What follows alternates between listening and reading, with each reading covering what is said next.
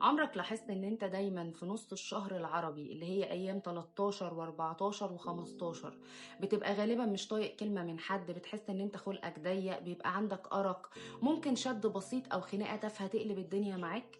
الموضوع ده ما بيكونش صدفة، السر هنا كله بيكون عند القمر. القمر وهو بيكمل بيكون عامل زي المغناطيس الجبار. شوف هو بيعمل ازاي في البحر مد وجزر، جسمنا احنا كمان اغلبه مية، 70% منه مية.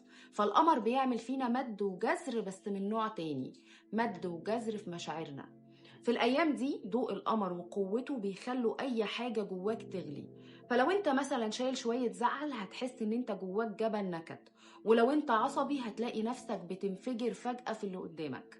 القمر هنا مش بيخلق النكد، هو بس بيكبره جواك وبيطلعه على الوش عشان انت تشوفه. طب ليه بنقول ان الايام دي تقيلة؟ لان طاقتنا بتبقى في اعلى حالاتها، بس احنا للاسف بنوجه الطاقة دي في المكان الغلط. بنوجهها بقى في كلام كتير، في عصبية، في لوم للظروف. انا عاوزاكم الايام دي تعتبروها ايام شحن، بدل ما تضيع الطاقة دي في مشاكل او في ضغط. استغلها لنفسك. استغلها لنفسي ازاي؟ اقعد مع نفسك، ادعي، اتمنى امنية من قلبك، لان الابواب الطاقية في الوقت ده بتبقى مفتوحة على الاخر. ليلة القمر المكتمل بتمسح أي غمامة على عينيك، ولو أنت مركز وموجود بوعيك هتشوف الحقيقة.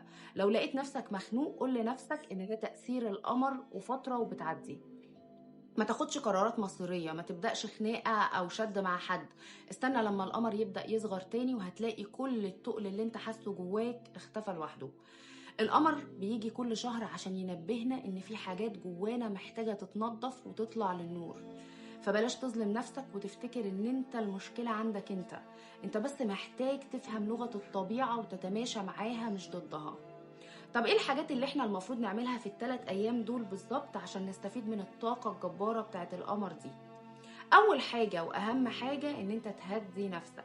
في الايام دي بلاش زي ما قلت لكم قرارات مصيرية، بلاش تفتح مواضيع قديمة او مشاكل كانت مركونة، لان الشرارة البسيطة في الوقت ده بتبقى بالظبط زي لهب ونار في حياتك. لو حسيت ان انت متعصب او اللي قدامك بيستفزك، خليك عندك وعي وافهم ان ده من تأثير القمر عليك وهيمشي.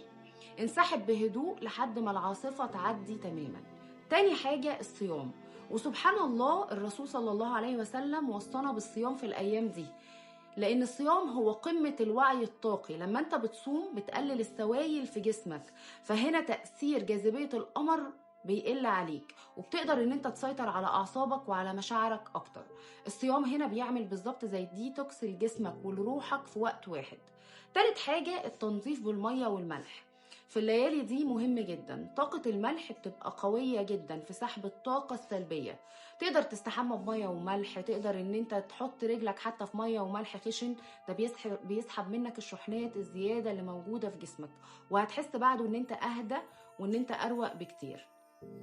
رابع حاجة استغل قوة الدعاء في ليلة 14 و15 بالذات. هنا طاقة التجلي بتبقى عالية جدا. أي حاجة بتتمناها من قلبك وبتركز عليها طاقتها بتتضاعف. اقعد مع نفسك ولو 10 دقايق، ادعي، اتمنى، اكتب أهدافك. القمر هنا بيدي طاقة تحقيق لكل حاجة بتركز عليها بوضوح في الوقت ده. واخر حاجة هقول لكم عليها النوم والهدوء. قلل الكافيين، اشرب اعشاب مهدئة، نام بدري على قد ما انت تقدر. طاقة القمر محتاجة سكون عشان تتشحن في روحك صح، مش محتاجة منك دوشة وكلام كتير يحرق في طاقتك على الفاضي. الايام دي صدقني فرصة حقيقية عشان تنظف قلبك وتشحن طاقتك للشهر الجديد. لازم تفهم اللعبة وتمشي مع طاقة الكون مش ضدها.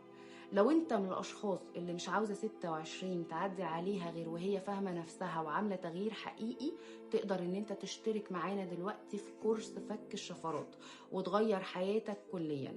للاستفسار وللحجز تقدروا ان انتوا تتواصلوا عبر الرقم الواتساب اللي موجود على الشاشة او الموجود في البايو.